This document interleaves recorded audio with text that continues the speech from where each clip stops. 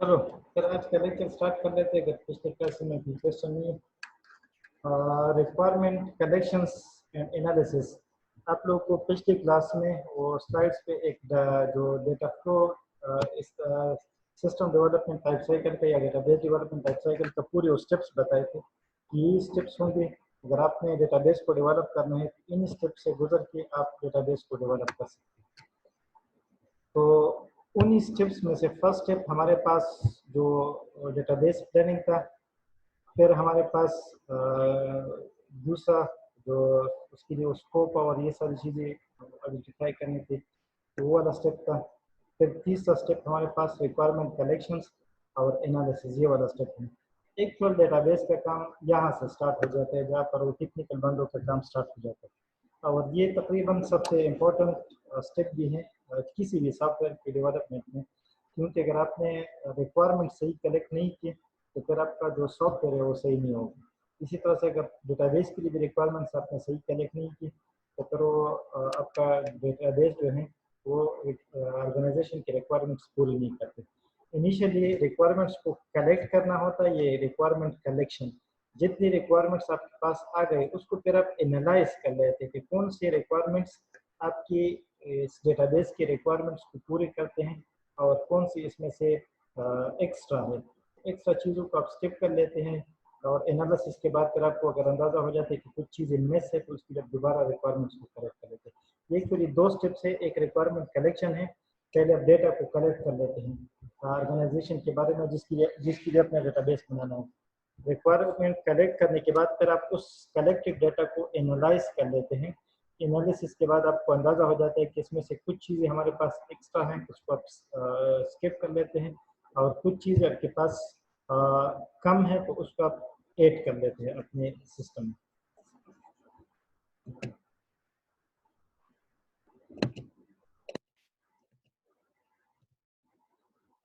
अच्छा जी, ये बुक से definition as it is copy की है इस पे रिक्वायरमेंट कलेक्शन एंड एनालिसिस की। The process of collecting and analysing information about the part of the organisation that is to be supported by the database system. अच्छा, ये जो requirements हम collect कर लेते हैं, ये कौन सी पोर्शन का रिक्वायरमेंट्स हम कलेक्ट करेंगे? ऑर्गेनाइजेशन की उसी पोर्शन का डेटा हम कलेक्ट करेंगे जिसके बारे में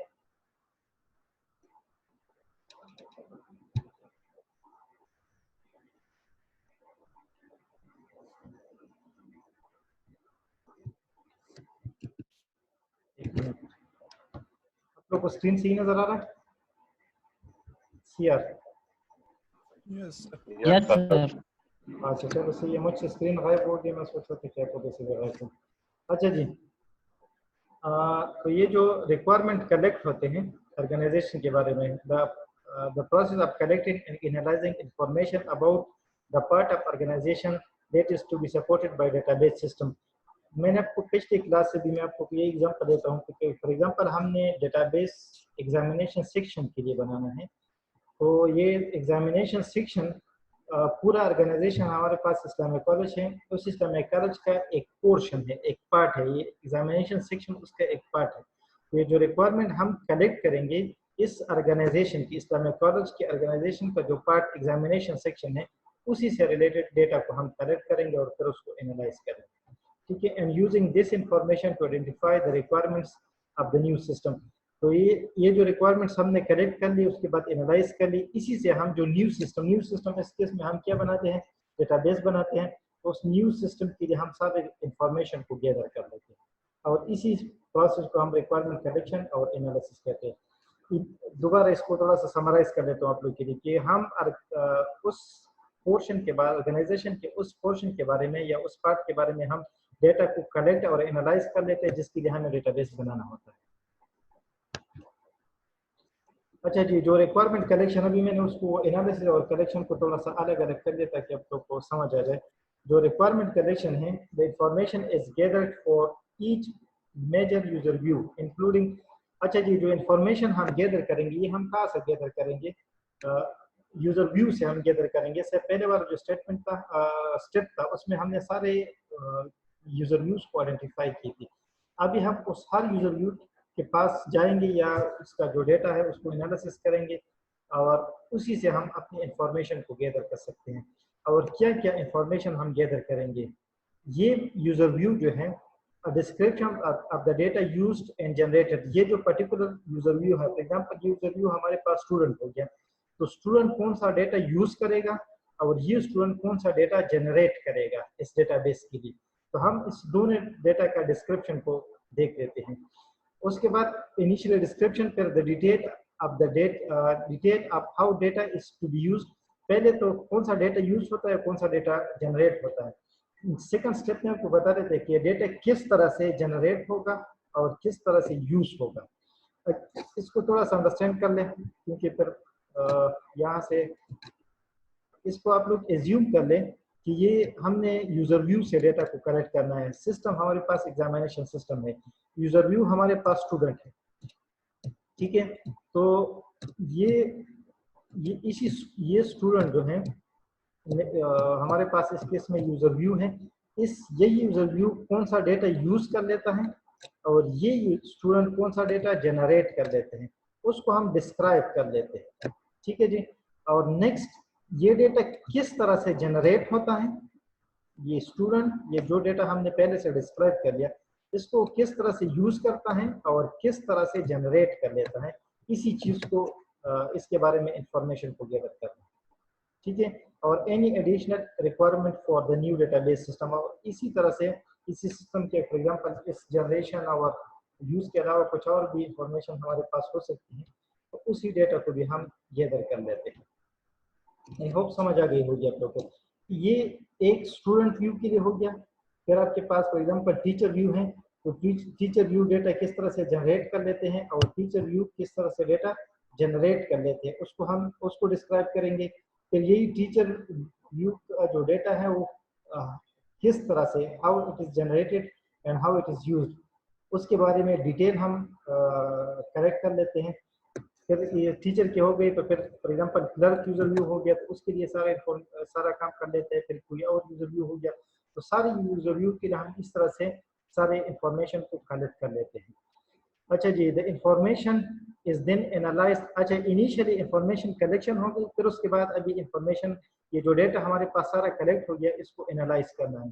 the information is then analysed to identify the requirements और features to be included in the new database system.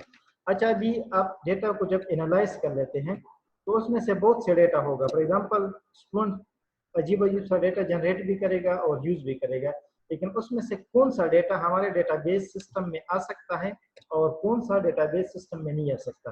तो जो डेटाबेस सिस्टम में आ सकता है उसको हम इंक्लूड कर लेते हैं, और जो डेटाबेस सिस्टम में नहीं आ सकता, कुछ एडिशनल टाइप का डेटा है, तो डेटाबेस से हम उसको एक्सक्लूड करते हैं, न्यू सिस्टम में उसको ऐड नहीं करते।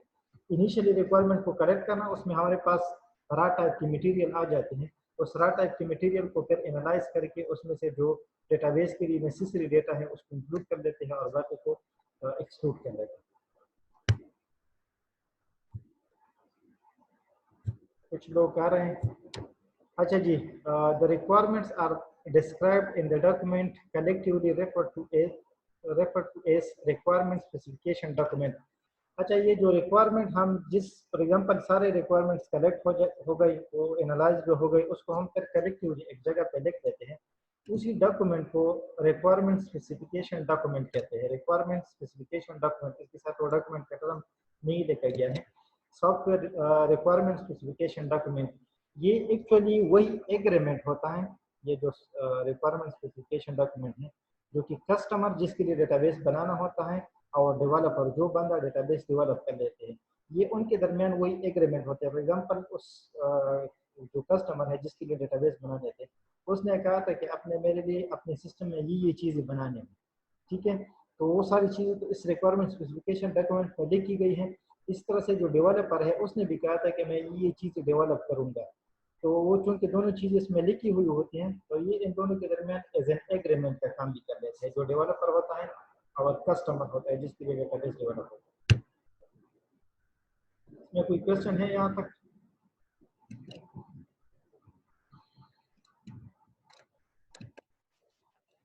अच्छा जी, अच्छा ये जो रिक्वायरमेंट हम कलेक्ट कर लेते हैं, ये हम किस तरीके से कलेक्ट कर सकते हैं? अच्छा, इसमें से एक आप लोग को जो चलो वो बाद में हमारा नेक्स्ट लेक्चर होगा वो फैक्ट फाइंडिंग टेक्निक्स का होगा कि हम रिक्वायरमेंट्स को किस तरह से कलेक्ट कर लेते हैं, उसी के बारे में होगा।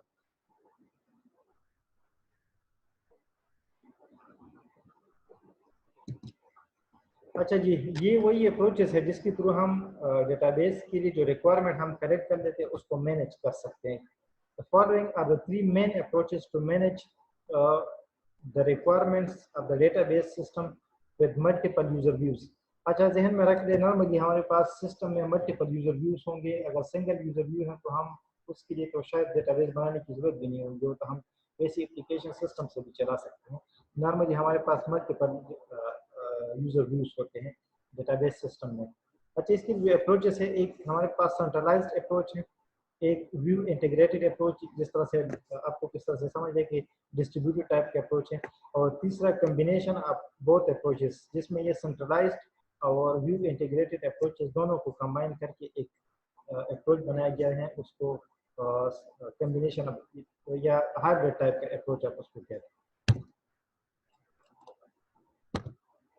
अच्छा जी, सेंट्रलाइज्ड अप्रोच में किस तरह से होता है, requirements for each user view, ये बार बार ये यूजर व्यू, ये मैंने आप लोग को उस वक्त इस वजह से कहा भी था कि इसको आप लोग अंडरस्टैंड कर लिखें कि टर्म बार बार यूज होता है।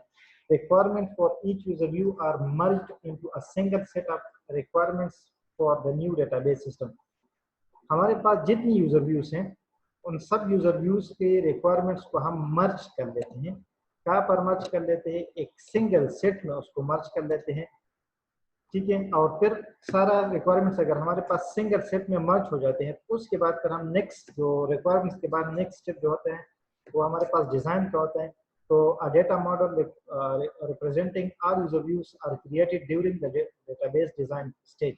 तो सारे रिक्वायरमेंट्स एक जगह पे मर्ज कर लेते हैं और उसका एक ही सेट बना लेते हैं। और नेक्स्ट फेज में, चूंकि जब हम डेटाबेस डिजाइन फेज पे चले जाते हैं तो उधर हमारे लिए फिर डेटा मॉडल को सेलेक्ट करना मैंडेटरी होता है।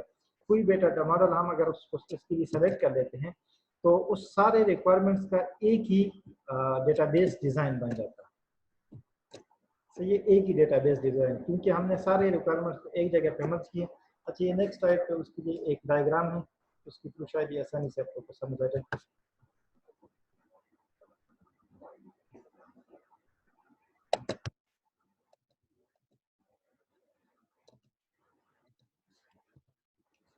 अच्छा जी, इसी को देख लें। इसमें से ये यूजर व्यू 1 हो गया, यूजर व्यू 2, यूजर व्यू 3, इस तरह से हमारे पास फॉर एग्जांपल 100 यूजर व्यूज हैं। सारे यूजर व्यूज इस तरह से आपके पास है। ये देखिए, हर यूजर व्यू से उसके जो रिक्वायरमेंट्स है वो कलेक्ट कर ली गई है।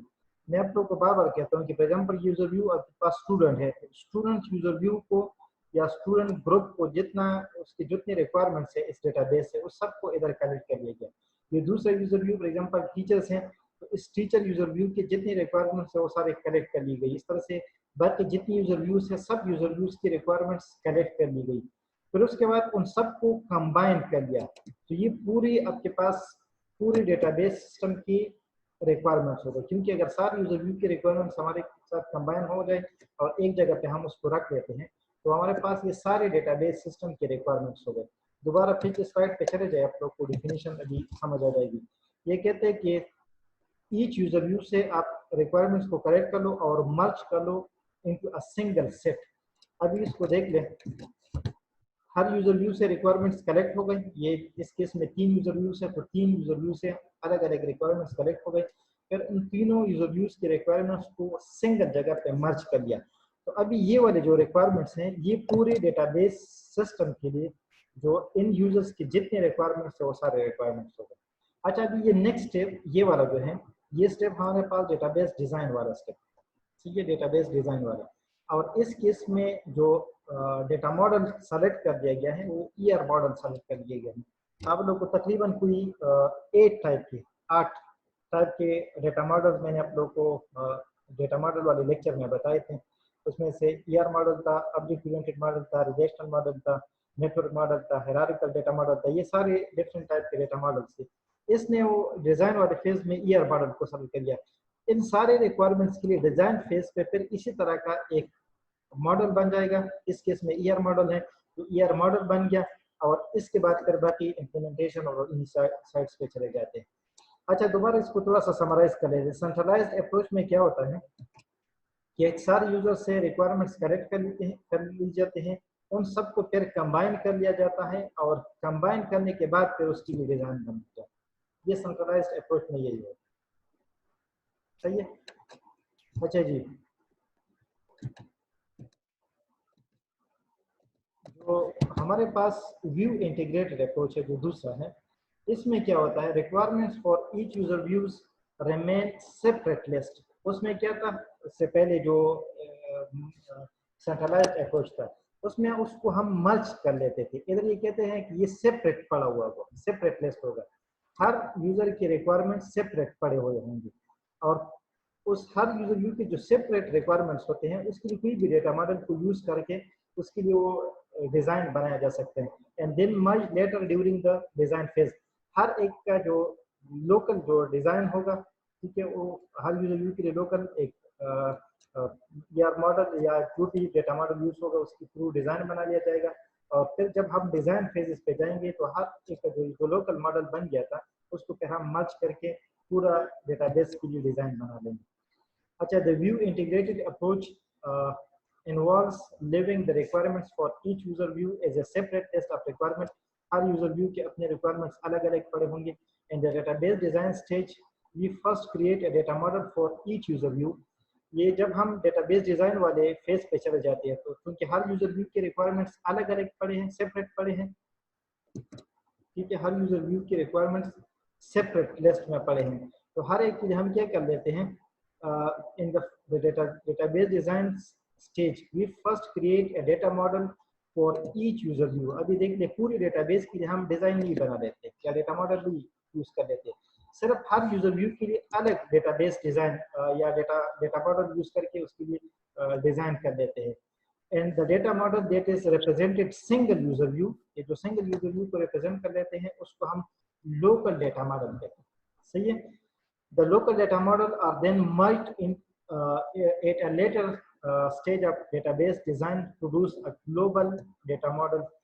हम इन local data models को फिर हम combine कर लेते हैं सारे, वो हमारे पास पूरी database का जो data model है उसी को represent करेगा और उसी को global data model कहते हैं। और ये जो global data model है it will represent all users requirement for the database. इसका भी ये next स्लाइड पे डायग्राम है, शायद इससे थोड़ा आसानी से आपको तो समझ आ जाए। अच्छा, ये देख ले, इसमें से ये यूजर व्यू हो गया, ये वही 3 यूजर व्यू से जिस तरह से पिछले वाले स्लाइड पे थे। इसी यूजर व्यू में इसके यूजर व्यू 1 के रिक्वायरमेंट्स कलेक्ट कर दी गई, ठीक है। इस तरह से यूजर व्यू 2 है, इसकी भी रिक्वायरमेंट कलेक्ट कर दी गई, यूजर व्यू 3 है, इसकी भी रिक्वायरमेंट्स कलेक्ट कर दी गई। इसको इस यूजर व्यू 1 को देखें, इसकी रिक्वायरमेंट्स कलेक्ट कर दी गई और इसका अलग ये जो डेटा मॉडल यूज करके उसके लिए डिजाइन बना गया, ठीक है। इसको कहते हैं कि ये लोकल डेटा मॉडल है हमारे पास। ये सिर्फ यूजर व्यू 1 की रिक्वायरमेंट्स है और यूजर व्यू 1 की रिक्वायरमेंट्स का मॉडल है, ये डेटा मॉडल है। इस तरह से ये यूजर व्यू 2 है, यूजर व्यू 2 की ये रिक्वायरमेंट्स है और उसके लिए जो लोकल डेटा मॉडल है वो बना लिया गया। इसी तरह से यूजर व्यू 3 है, यूजर व्यू 3 उसकी ये रिक्वायरमेंट्स हो गई और उस यूजर व्यू 3 की अपना डेटा मॉडल बना लिया गया, ठीक है। अभी नेक्स्ट फेज पे जब ये डिजाइन वाले फेज पे जाएंगे तो ये वाला डेटा मॉडल देख लीजिए, ये जो यूजर व्यू 1 है इसका फॉर एग्जांपल ये इसको आप लोग एंटिटीज कंसीडर कर लें, क्योंकि ईयर मॉडल है तो उधर जो टर्मिनल यूज होते हैं वो एंटिटीज यूज हो जाते हैं। ये एंटिटी 1 और एंटिटी ए और एंटिटी बी इसके रिक्वायरमेंट्स में शामिल है, ठीक है जी। तो जब ये इधर आएगा तो इसकी केस में ये एंटिटी ए और एंटिटी बी ये इधर आ गए। ये यूजर व्यू 2 देख लीजिए, इसका एंटिटी बी भी है, सी भी है, डी भी है और ई भी है। तो ये ए बी तो ऑलरेडी से उधर से दिया गए थे, ये बी इसकी भी हो गई। ये अगर आप लोग पिछले लेक्चर से याद, मैंने आपको कहा था कि कुछ इसी तरह के यूजर्स होंगे जिसके वो रिक्वायरमेंट्स एक दूसरे के साथ मिक्स होंगे। फॉर एग्जांपल एक रिक्वायरमेंट यूजर ए का भी होगा, वही रिक्वायरमेंट यूजर बी का भी होगा। तो इस केस में देख लीजिए एंटिटी बी जो है यूजर व्यू 1 की भी रिक्वायरमेंट है और जो एंटिटी बी है यूजर व्यू 2 की भी रिक्वायरमेंट है। लेकिन जब हम ग्लोबल डेटा मॉडल बना लेते हैं तो उसके लिए फिर हम एक को रिप्रेजेंट कर लेंगे तो ये दोनों के लिए होगा।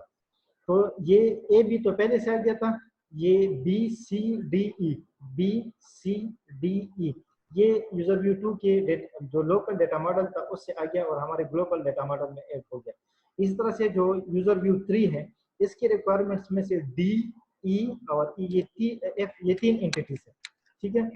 तो ये इसमें से देख ले, ये D और E तो ऑलरेडी से है, तो ये D, E इसकी भी हो गई, ये दोनों के कंबाइंड रिक्वायरमेंट्स हैं, ये E भी उसमें आ गया। अभी इस केस में ये हमारे पास इन तीनों रिक्वायरमेंट्स के लिए एक ग्लोबल डेटा मॉडल हो गया, सही है। इसको थोड़ा सा भी दोबारा समराइज कर लेते हैं, दोनों जो इंटीग्रेशन ये जो अप्रोचेस हैं रिक्वायरमेंट्स कलेक्शन के लिए। एक हमारे पास था ये वाला, इसमें क्या कर लेते हैं कि सारे यूजर की रिक्वायरमेंट्स को कलेक्ट कर लेते हैं, उन सारे रिक्वायरमेंट्स को फिर कंबाइन की जाती हैं और फिर उसके बाद डिजाइन बना लिया जाता है, सही है। ये हमारे पास सेंट्रलाइज्ड अप्रोच है। ये जो दूसरा व्यू इंटीग्रेटेड अप्रोच है, इसमें से हर यूजर की रिक्वायरमेंट पैदा की जाती हैं, उसका डिजाइन बना लिया जाता है, ठीक है। साथ ही दूसरी यूजर की रिक्वायरमेंट्स, उसका डिजाइन, तीसरी यूजर की रिक्वायरमेंट्स और उसका डिजाइन। फिर नेक्स्ट स्टेप में डिजाइन वाले फेज में सिर्फ हम उन डिजाइन्स को कंबाइन करके हमारे पास डिजाइन वाला फेज बन जाता है, ठीक है। ये हमारे पास इस तरह से समझ लें कि डिस्ट्रीब्यूटेड टाइप का अप्रोच। अच्छा जी, वो जो तीसरा अप्रोच है वो इधर मैंने अपने स्लाइड्स में शायद मैं भूल गया हूँ, इस वजह से ऐड नहीं किया है, लेकिन तीसरा अप्रोच क्या है कि उसमें हमारे पास इन दोनों का कम्बिनेशन हो सकता है। बाज़ जगहों पे हमें ये जो डिस्ट्रीब्यूटेड टाइप का एनवायरनमेंट है इसी की ज़रूरत होगी, बाज़ जगहों पे हमारे पास ये जो सेंट्रलाइज टाइप का सिचुएशन है इसी की रिक्वायरमेंट इसी की ज़रूरत होगी। तो दोनों को हम कंबाइन कर सकते हैं। फॉर एग्जांपल इसी डायग्राम को मैं थोड़ा सा मॉडिफाई कर लेता हूँ, हमारे पास थोड़ा टाइम है, वैसे भी लास्ट स्लाइड है। फॉर एग्जांपल ये वाला स्टेप, ये वाला स्टेप, ये आप लोग इसमें से हटा लें, ठीक है जी। इसके बजाय यही यूजर व्यू 1 हो गया, यूजर व्यू 2 हो गया, इसके रिक्वायरमेंट्स हो गए, ठीक है जी, और इसके रिक्वायरमेंट्स हो गए, ठीक है। इन दोनों रिक्वायरमेंट्स को हमने फिर कंबाइन कर लिया, ठीक है जी। और ये एरर, ये चलो इस लाइन को एरेज कर ले। अच्छा जी, ये वाला मैंने आपको कह दिया कि इसको आप लोग एज्यूम कर ले ये कट हो गया, ठीक है जी। अभी इस लाइन से यहाँ तक ये लेकर आए, ठीक है जी, और एक आपके पास ये वाला पाथ ऑलरेडी से था, ये वाला, ठीक है, ये वाला, ये वाला और ये वाला डायग्राम ऑलरेडी से था, ये इधर से आ गया। इसमें से देख ले यहाँ तक जो हमारे पास अप्रोच यूज हो गया, दैट इज सेंट्रलाइज्ड अप्रोच। दो यूजर की व्यूज कंबाइन हो गई, उसके यूजर की व्यूज हमारे पास आ गई, उसको कंबाइन कर लिया, ये हमारे पास वो सेंट्रलाइज टाइप का अप्रोच हो गया, ठीक है जी। और फिर ये तीसरा यूजर, इसका रिक्वायरमेंट्स अलग हो गई, तो ये सेंट्रलाइज्ड अप्रोच और ये हमारे पास व्यू। अभी इन दोनों को, this one and this one, इन दोनों को हम कंबाइन करके हमारे पास जो अप्रोच यूज हुआ है हमारे पास डिस्ट्रीब्यूटेड अप्रोच। सिया समझ आ रही है? Yes sir. अच्छा जी, और ये जो चीज जो मार रहा है इसका नाम भी थोड़ा सा नोट कर लो।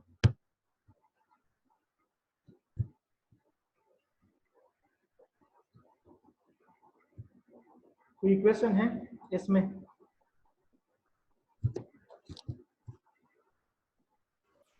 No sir.